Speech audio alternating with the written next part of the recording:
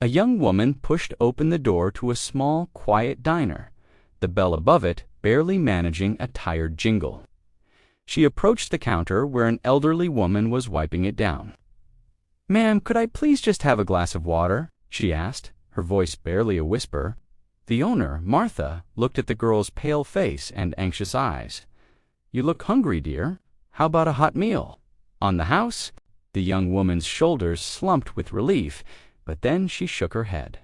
"I can't accept. I have nothing to pay you with." Martha just smiled kindly. "Nonsense. A hungry mind can't think. Sit." She placed a steaming plate of eggs, toast, and bacon in front of the girl. As she ate, the woman explained, "I have an interview in an hour for a full university scholarship. Everything depends on it." Martha nodded, listening patiently.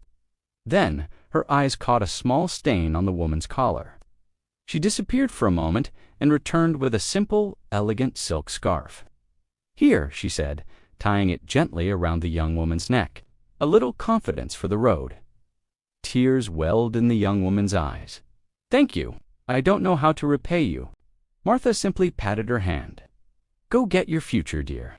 That's payment enough." Fueled by the meal and feeling more composed, the woman aced her interview, securing the scholarship that changed her life. Years passed. The young woman became a world-renowned architect, known for designing community centers and libraries. One afternoon, she walked back into that same diner, now looking more weathered with time. Martha, her hair now completely white, was still behind the counter. "Excuse me, ma'am," the architect began, her voice thick with emotion. "Do you remember me?" Martha squinted, a gentle smile on her face. "You look familiar, honey, but I've served thousands of faces in this little place." Forgive an old woman's memory. Tears streamed down the architect's cheeks. "Years ago, you gave a broke, terrified student a meal and a scarf before her scholarship interview. You told me to go get my future." She slid a thick folder and a set of keys across the counter. "I never forgot. I bought this entire building for you. The diner is yours forever. No more rent, no more debt. This is your home."